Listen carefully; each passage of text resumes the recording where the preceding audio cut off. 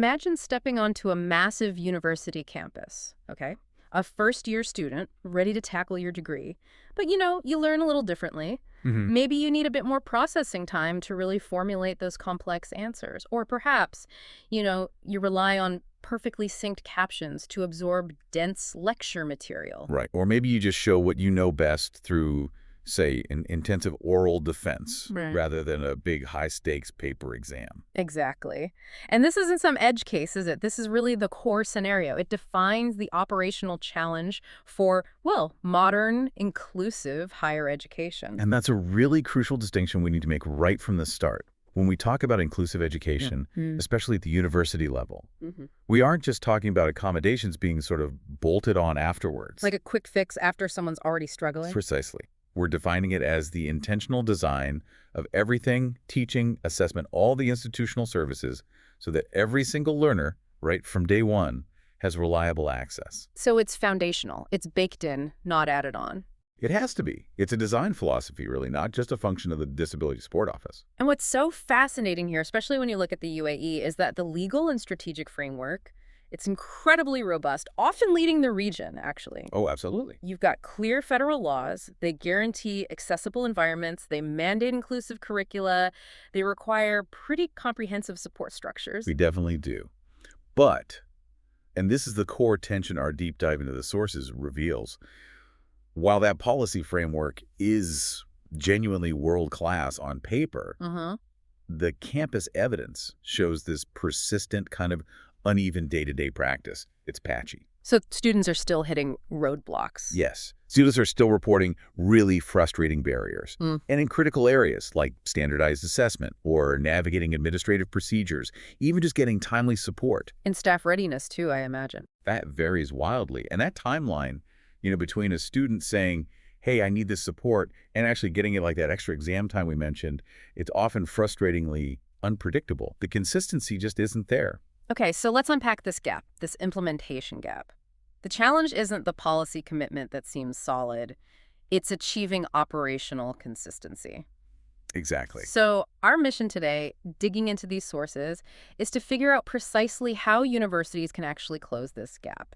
And the core argument in the material seems to be that this consistency needs coordinated action on, three main fronts. That's right. Three interconnected areas. First, making sure faculty are really trained up and capable. Second, standardizing those student affairs processes across the board. So no more postcode lottery, depending on the department. Hopefully not. Yeah. And third, fundamentally aligning how we assess students with the principles of universal design for learning UDL. Right.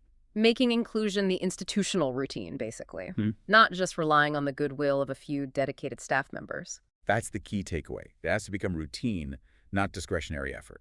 Okay. Before we get into the barriers themselves, we really have to establish the context here. Just how robust is this policy base we're talking about? It's really quite sophisticated. The UAE has developed this layered framework over time, and it positions inclusion not just as, a nice social ideal, but as a non-negotiable legal duty and a clear national strategic priority too. And even the language used signals that commitment, doesn't it? It really does. That's the first crucial point here, the terminology itself. Back in 2017, with the national strategy, the UAE made a very deliberate move. Introducing people of determination. Yes, or POD, Yeah. replacing older, often quite stigmatizing terms like special needs or people with disabilities. And this wasn't just semantics. Well, it feels strategic. It is. The term is designed to emphasize resilience, capability, dignity. It's a top-down effort to shift societal perception, moving away from a deficit model towards one focused on contribution and potential. That's a powerful signal. But it's underpinned by actual law, going back quite a way. Federal law No. 29 of 2006 seems to be the bedrock here. Indeed, that was a genuinely transformative piece of legislation back then. It established the first really comprehensive legal framework guaranteeing the right of students with disabilities to access higher education without discrimination. And comprehensive means it tackled access on multiple levels. Yes, it wasn't just about one thing. For example, Article 12 is foundational. What does Article 12 cover specifically? It guarantees equal educational opportunities at all institutions. It prohibits discrimination, full stop. And it explicitly requires institutions to provide necessary supports. Like practical things. Yes, practical things, whether that's sign language interpreters for students who are hard of hearing or providing materials in Braille for those who are visually impaired. It covers that basic non-discriminatory right just to get into the institution and participate. Okay, so that's access. But you mentioned earlier that assessment and teaching methods are often the bigger hurdles in practice. Does the law address that too? It does, and that's where Article 13 comes in. This is the pedagogical requirement. It takes that guarantee of access a crucial step further. How so? It emphasizes providing inclusive curricula. It talks about using appropriate teaching technologies. And it mandates alternative learning strategies needed to secure the full academic participation of these students. So it recognizes that true inclusion isn't just opening the door. Exactly. It's about redesigning the instruction itself. And the sources we looked at strongly suggest that while Article 12 physical access is generally acknowledged, Article 13 pedagogical equity, that's where implementation consistently falls short, often because faculty just haven't had the right training. Okay, so it's access to the learning, not just the building. Yeah. And did the law anticipate the need for specialized staff and oversight? It did, quite foresightedly, actually. Article 14 highlights the Ministry of Education's role. They're tasked with developing targeted training programs for the professionals needed across the system. Doctors, educators, social workers, the people who support POD individuals and their families.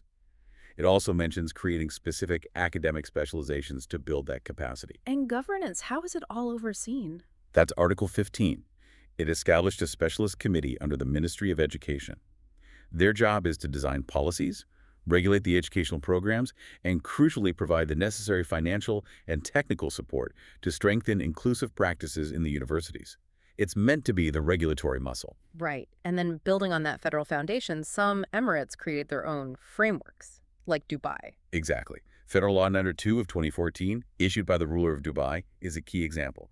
It builds on Law 29, but tailors it specifically for Dubai's context, and often sets even clearer implementation goals. What's its main objective? The overarching goal, laid out in Article 3, is the full integration of persons with disabilities into society.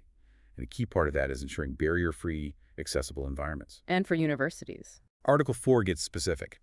It commits institutions to providing education at all levels, including higher ed, and it stresses ensuring active participation not just academically, but also in campus life, cultural activities, social events, the whole experience. It's very focused on assigning clear responsibilities to make these rights happen. Okay, then fast forward to 2017, and we get the National Strategy for Empowering People with Disabilities. This really cemented that people of determination terminology, right? Yes, it formally defined POD individuals covering physical, sensory, mental, communication, educational, or psychological impairments, temporary or permanent, that limit daily activities. And it structured the whole approach around 6 key pillars. Ensuring a holistic view. Right. And for our focus today, the education pillar is paramount. It explicitly calls for the rapid development of inclusive curricula, ensuring assistive technologies are readily available, and really emphasizing the need for highly trained academic staff who can actually do differentiated instruction. And didn't that strategy also introduce a specific role within institutions? It did. A key accountability measure. It mandated the appointment of a dedicated service officer for the Determination Ones in every single institution. What's their role meant to be? They're supposed to be the primary coordinator on campus, making sure efforts across different departments, admissions, facilities, faculty, student affairs are all aligned and working together for the student. And bringing it all together at the local level in Dubai, there's also the Inclusive Education Policy Framework from 2017. That's right, from the KHDA, the Knowledge and Human Development Authority. Think of it as the practical roadmap. How practical? It's structured around 10 distinct standards. It covers the whole educational journey from early childhood right up to vocational training and higher education. And for universities, it explicitly requires accessible physical environments, accessible curriculum, and sufficient opportunities for social participation. It's really about aligning UAE standards with established international inclusion benchmarks. Okay, so the policy architecture is undeniably impressive, layer upon layer. But here's where, as you said, it gets really interesting. Connecting all this world-class policy to the reality, the practical delays. Exactly. Despite these clear, detailed policies, Law 29 guarantees timely accommodation, the KHDA framework requires staff training. the practical impact reported on the ground is still frustratingly uneven. The sources are clear on that. Very clear. Right. The legislative intent is there, absolutely. But the operational discipline often seems to be missing. Students report waiting weeks, sometimes months, for essential accommodations like extra exam time. Which directly contradicts the timely support guarantee in Law 29. Precisely. And despite the KHDA framework demanding staff development, you still have many university instructors saying, frankly, they feel profoundly unprepared. They don't know how to effectively implement something like an individualized education plan, an IEP, at the university level. So the systems are legally mandated, but operationally, consistency is the missing ingredient. That seems to be the crux of the issue. So we've established this gold standard in policy on paper. Now we have to confront the reality on the ground. Let's look at the best practice models that should be shaping the university experience, and then dig into why the commitment to actually implementing them seems to be struggling. Right. When we look at best practices globally, there are three pedagogical and technological models that are really essential. But, and it's a big but, their effectiveness hinges entirely on deep institutional commitment to actually using them consistently. Okay, let's start with Universal Design for Learning, UDL.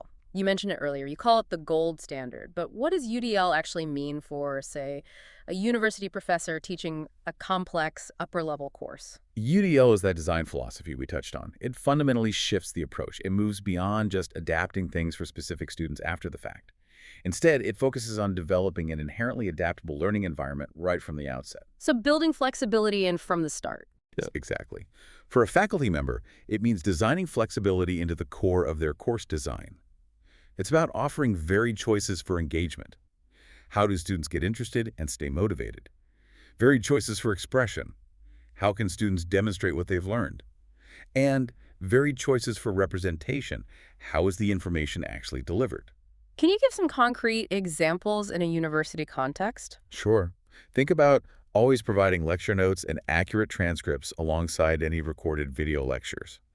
That way, students can choose the method that works best for them to process that information. Okay. Or using digital readings that have embedded text-to-speech options built in. Or structuring major projects so that students might have the option to, say, substitute a traditional research paper with an equally rigorous presentation, or maybe a video pitch or a portfolio of work, as long as they meet the same core learning outcomes. So it's about removing common obstacles before they become barriers that need a special accommodation request. Precisely. It makes access the default, not the exception. Okay, next up. Individualized education plans, IEPs. These are common in schools, right? Very common in K-12. IEPs are those personalized plans, tailored specifically to a student's needs. They outline goals, specific modifications, accommodations, services. They're really essential for sustained academic success for many students. But you're saying they're underused in higher ed. Severely underused, according to the sources, particularly across the UAE context. Ooh. And there seems to be a perception issue. Faculty often view IEPs as something for school kids, not university students. Why is that? Often it comes down to a lack of knowledge, a lack of training, or perhaps just feeling they lack the pedagogical flexibility to integrate these quite detailed plans into their existing complex university syllabi. And the consequence. It creates a significant academic support gap. Students who relied on IEPs to succeed in secondary school suddenly find that support structure missing when they transition to university. It's a real cliff edge for some. Right. And the third pillar of best practice, assistive technology, or AT. Absolutely vital. AT covers a huge range: specialized software, screen readers, adaptive hardware, communication aids.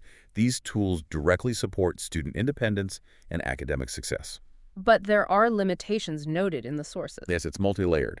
Firstly, just providing the technology isn't enough. Access has to be consistently paired with reliable technical assistance. Students need training, but faculty also need training on how to integrate AT effectively into their digital course environments, like the LMS. Okay, so support is key. And institutional preparation. Is the Wi-Fi robust enough? Are the library computers compatible? Yeah. But beyond that, the sources also point to infrastructure limitations and, frankly, persistent financial constraints. Meaning The consistent availability and use of the latest or most appropriate AT can be patchy. It might vary significantly depending on a university's budget, creating inequities between institutions. So, okay, the framework is there. The best practices like UDL, IEPs, AT are known. Why is the execution, the implementation so often falling short? The sources seem to group the failures into three critical buckets. Let's start with the most tangible: physical and logistical limitations. Yes, even now, years after these laws, we're still seeing evidence of outdated or inaccessible physical infrastructure. Things like buildings without adequate ramps, or elevators designed for accessibility that are frequently out of order, or even just insufficient accessibility signage to help people navigate complex campuses. And this directly impacts participation. Absolutely. It restricts mobility, it limits full participation in both academic life, getting to labs, libraries, lecture halls, and also social campus life. And the material is quite explicit. Yeah. These physical barriers often stem directly from a lack of financial investment and maybe institutional commitment to actually upgrading older facilities. Capital expenditure is a real hurdle for some places. Okay, moving beyond the physical buildings, we hit the institutional challenges, and staff preparation seems to be a major issue here. It really appears to be the critical weak link in the chain. Insufficient training means many faculty members simply lack the pedagogical toolkit. They don't feel equipped to apply differentiation effectively or to integrate UDL principles consistently, or even just to manage the specific support requirements outlined for PhD students in their classes. Is the training just not happening or not effective? The training that does exist is often described as a one-off workshop, a 2-hour seminar. It's rarely a mandatory, sustained professional development pathway that actually checks for implementation. Right, and compounding that. Compounding this is the finding that the institutional inclusion policies themselves, while mandated from the top, are often too vague or general at the operational level. They lack specific procedures. Leading to inconsistency. Exactly. Huge disparities. You might have one university department offering fantastic structured support, while another department in the same university struggles to deliver even basic accommodations reliably. This lack of clear, university-wide procedural frameworks makes the student experience feel like a lottery. And finally, the third category of barriers highlighted: the social and cultural challenges. Specifically, the pervasive impact of stigma. This seems like it could undermine even the best policies and procedures. It's perhaps the most deeply entrenched barrier and the hardest to dismantle because it involves changing attitudes, changing culture. The sources show that students' actual lived experiences are profoundly shaped by the attitudes of their peers and, significantly, their instructors. Even with the official people of determination terminology. Yes. Despite that positive framing from the government, negative stereotypes or outdated, sometimes rejecting, attitudes can still surface on campus, and the consequences for students are devastating. Also. They report feeling low self-esteem, isolation, loneliness, and crucially, it leads to a deep reluctance to proactively disclose their needs or ask for the support they're entitled to. They fear being judged or treated differently. Which damages their sense of belonging and ultimately their academic performance. Absolutely. The sources argue quite strongly that while the government successfully shifted the official terminology, changing the underlying social attitudes on campus is a much slower, more difficult process. Cultural stereotypes persist, and they can limit inclusion just as effectively as a locked door, regardless of the legal mandates. There was a qualitative study mentioned at Sharjah University that really seemed to capture this duality, the good and the bad coexisting. Yes, that study is a powerful illustration of this paradox. They interviewed 25 students with a diverse range of disabilities about their experiences. And what were the positives? On the positive side, students highlighted strong, supportive relationships with certain staff members and peers. They mentioned the provision of things like sign language interpreters when needed. They really valued the critical support from the university's Disability Resource Center, the DRC, and also, importantly, the role of financial aid and strong family support networks. So when institutional structures and the social support align, success is possible. Exactly. It confirms that positive outcomes can happen within the current system. But the negative experiences reveal the systemic weaknesses. Precisely. Those same students also reported challenges with instructors they perceived as insensitive, instructors who sometimes treated accommodations not as a right, but as an optional burden. And this often led directly to poor academic performance. Assessment was another key issue. A major one. A key finding was that assessments frequently proved difficult, especially exams that relied heavily on complicated, open-ended questions without offering alternative ways for students to express their understanding. That's a direct clash with UDL principles. And the physical barriers again? Yes, the perennial issue of physical infrastructure came up too. Things like inadequate accessible parking or specific buildings being difficult to access, limiting their ability to fully participate in all aspects of campus life. So what does that study really tell us overall? It demonstrates very clearly that the current system, even in institutions with good intentions, often relies on these intermittent pockets of commitment, a great DRC, a supportive professor here or there, rather than a seamless, reliable, institution-wide routine. It's not consistent. Okay, so to move beyond the general literature and that Sharjah study's mixed picture, let's zoom right in on one specific institution, Abu Dhabi University, ADU. How do their policies, which seem quite comprehensive, actually translate when you talk to the staff and students involved day to day? Right, ADU serves as a useful case study here, representing an institution with a high level of stated commitment. They clearly adhere to the federal framework, they have a comprehensive equality, diversity, and inclusion EDI policy, and they operate a dedicated disability support service, the DSS office. And that office's role. It's designed specifically to offer customized support, things like extended exam time, access to assistive technologies, help with developing personalized accommodation plans. ADU's stated intent is definitely to embed these inclusive practices deeply into the daily student experience. But as we've established, the intent is one thing, the operational reality is another. What did the interviews with ADU staff reveal about the actual day-to-day challenges of making these policies work consistently? We got some crucial insights from staff across different departments. For instance, Ms. Algabit, who works at an information desk, confirmed the wide range of services available: counseling, help with individualized study plans, even training workshops for staff. Okay, sounds good so far. But she also specifically highlighted ongoing challenges in addressing the sheer diversity of needs among the student body. Particularly, she mentioned persistent issues with campus accessibility in certain areas, and, very notably, the absence of sign language training for general frontline support staff like herself. Ah, okay. So that's a concrete example of that gap, isn't it? Law 29 requires professional training, but maybe the specific training needed for certain populations, like students with hearing impairments, isn't filtering down to all the staff who interact with them. That seems to be the implication. Then we heard from Mr. Regab in Student Affairs. He spoke about the guiding principle being equality. What did he mean by that? He stated that ADU's core aim is equal treatment for everyone, but with the necessary support provided to ensure equity.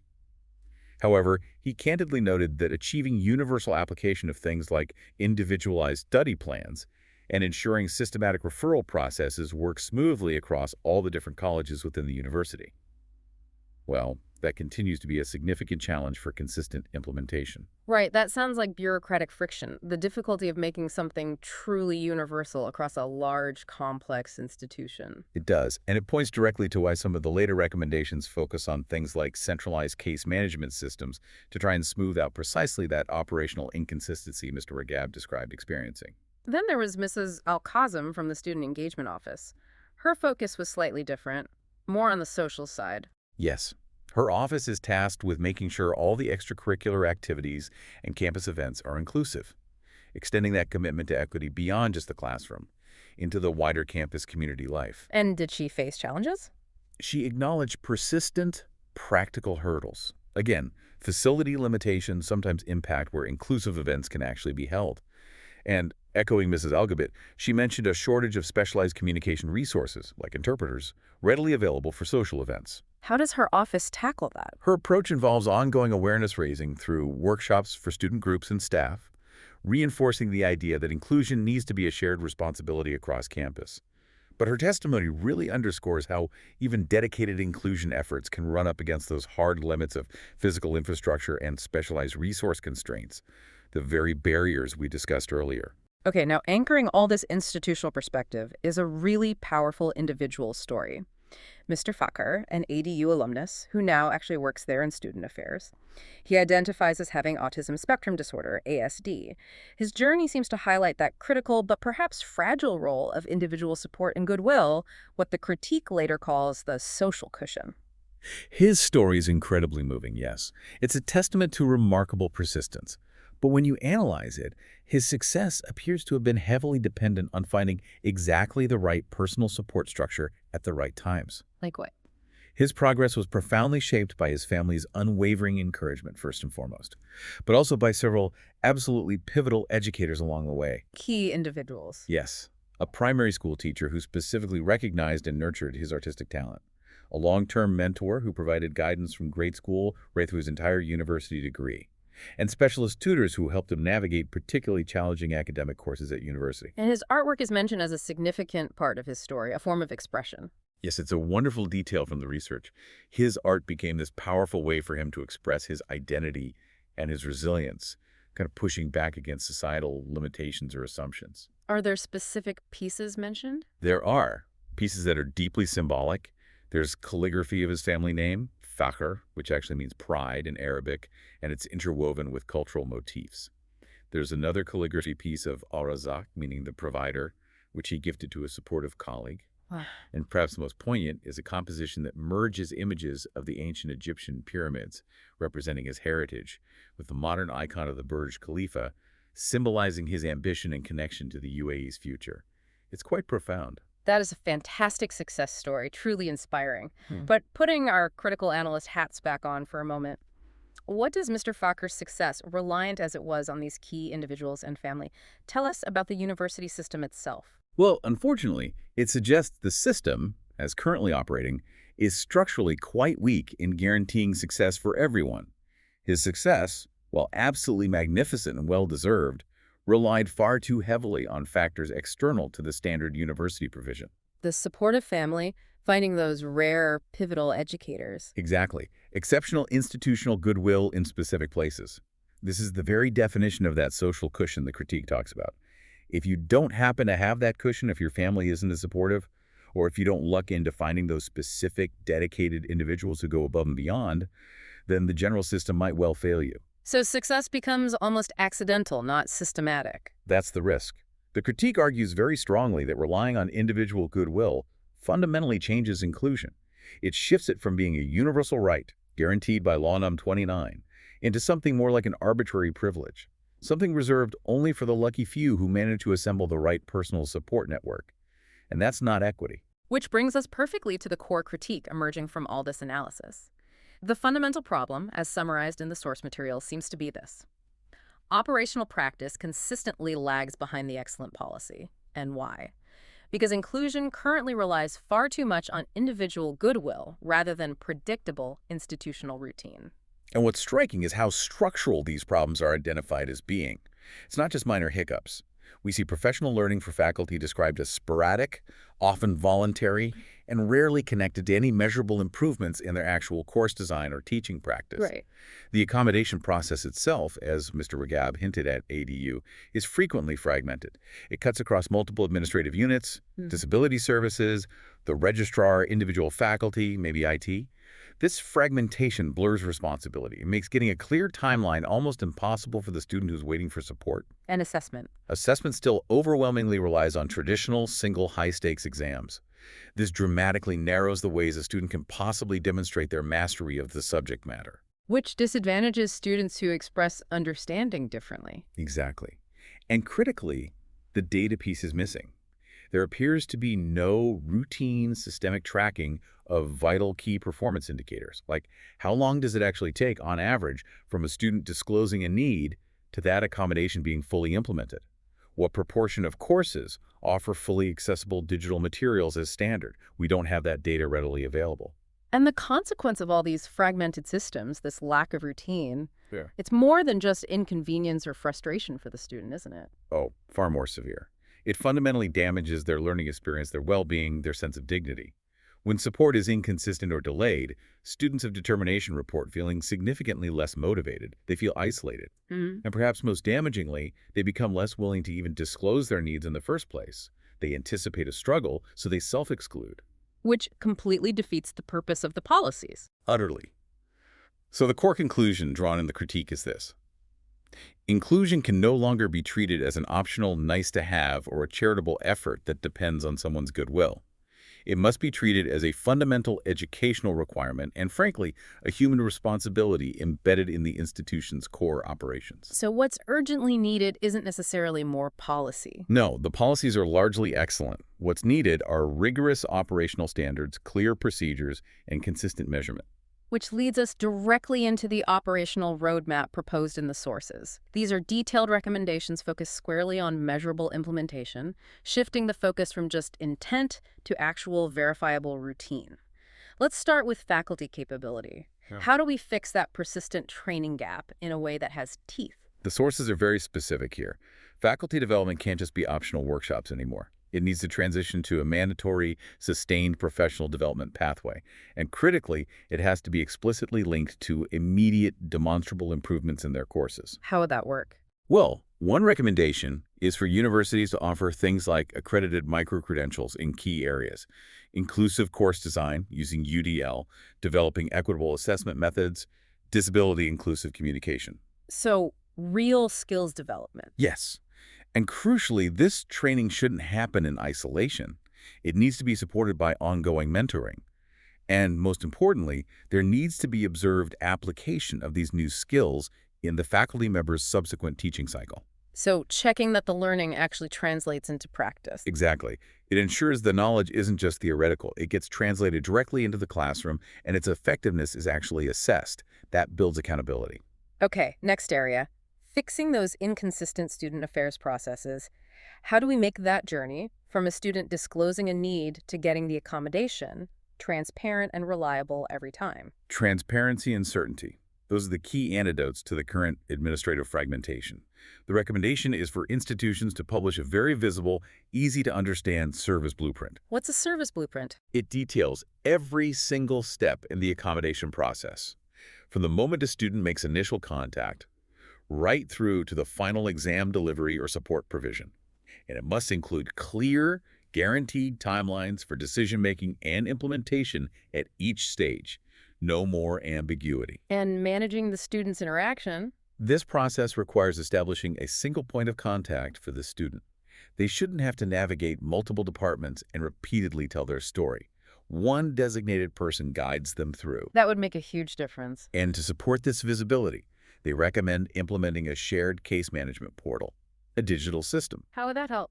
This portal would allow the student, their academic advisor, the DSS contact, and the relevant course instructors to all monitor the status of an accommodation request in real time. They'd get notifications as responsibility moves, say, from student affairs approval to the instructor needing to implement something. It removes that uncertainty and black box feeling Mr. Ragab alluded to. Right. Now, the assessment issue, you said it's one of the biggest challenges, especially that reliance on narrow, high-stakes exams. How do the recommendations address that?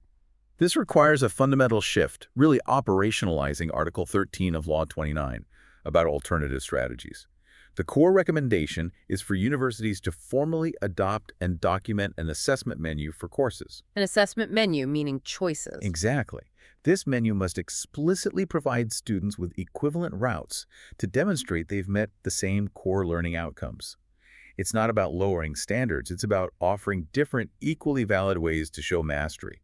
Such as? Examples given include things like properly designed accessible quizzes, structured portfolios of work developed over the semester, integrated projects that might have multiple components, and yes, even a well-structured oral defense as an alternative to a written exam in some contexts. And ensuring fairness between options. Crucially, all these alternative assessment routes must be accompanied by clear, transparent rubrics, shared up front, so students understand the expectations, regardless of the format they choose. And to ensure everyone is aware, there's a recommendation that every single course syllabus must now include a mandatory, detailed accessibility statement. What would that statement cover? It should clearly explain how a student can request an accommodation for assessments or other course aspects, who the specific contact person is, and what the typical guaranteed decision timelines are. This embeds inclusion as an upfront instructional commitment, not just an administrative task hidden away somewhere. Okay, let's talk technology and materials. Assistive technology is great, but only if it's consistently available and actually supported, right? Absolutely. The recommendation is that investment in AT needs to be strategic, not ad hoc. And it must always be paired with regular, accessible training for both the staff who support it and the students who use it. Making it usable. Right. Universities need to maintain a centrally vetted catalog of approved, supported AT tools and provide easy-to-use quick start guides, maybe short videos, accessible directly via the learning management system, the LMS. And what about the technology universities buy? This is important. They must start requiring all technology vendors, whether it's for big platforms like the LMS, digital textbooks, or specialized software, to demonstrate strict accessibility compliance before any purchase contract is signed.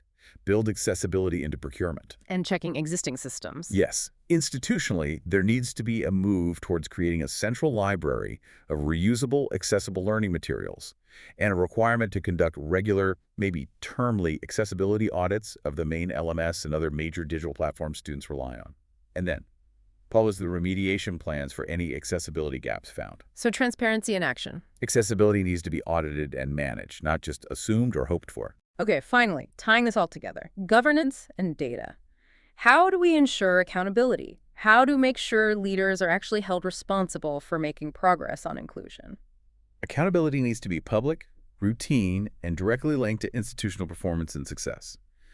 The strongest recommendation here is for universities to create and maintain a public dashboard. Public, showing what? Showing progress on those critical key indicators we talked about earlier. Things like the average time it takes to provide an accommodation after request, the percentage of courses confirmed to have fully accessible digital materials, student satisfaction scores, specifically filtered for POD students interacting with support services, and tracking progression rates and graduation outcomes for POD students compared to the general student population. Making the data visible drives action. That's the idea. And to reinforce it, leadership performance goals, deans, vice presidents, maybe even the president, must be explicitly linked to measurable progress on these inclusion indicators.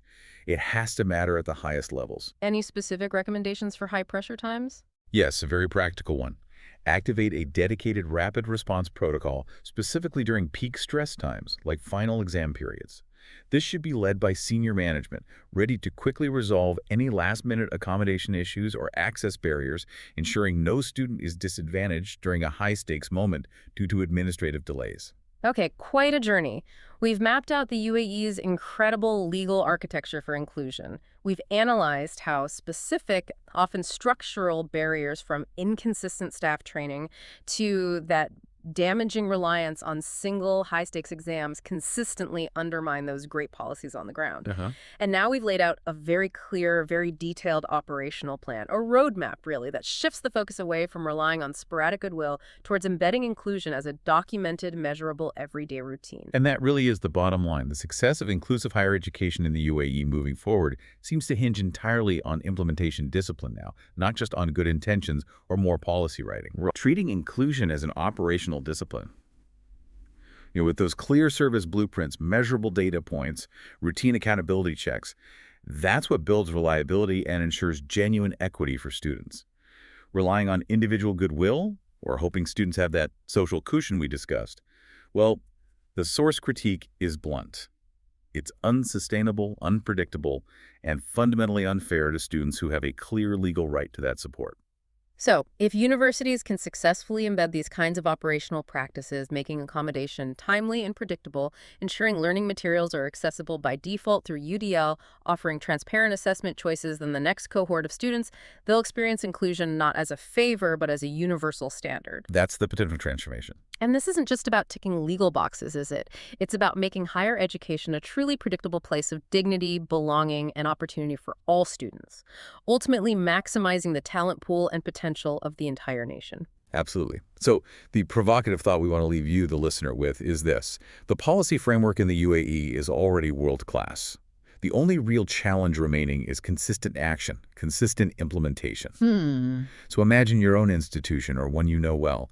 If it were required to implement just one concrete piece of this operational roadmap tomorrow, perhaps that public accountability dashboard, or maybe the mandatory assessment menu with clear alternatives, which single change do you think would most immediately transform inclusion from being that sometimes shaky privilege into a verifiable everyday default routine for everyone? Something to think about. Because the future of truly inclusive education seems to depend entirely on bridging that gap between strategy and disciplined, consistent operational practice.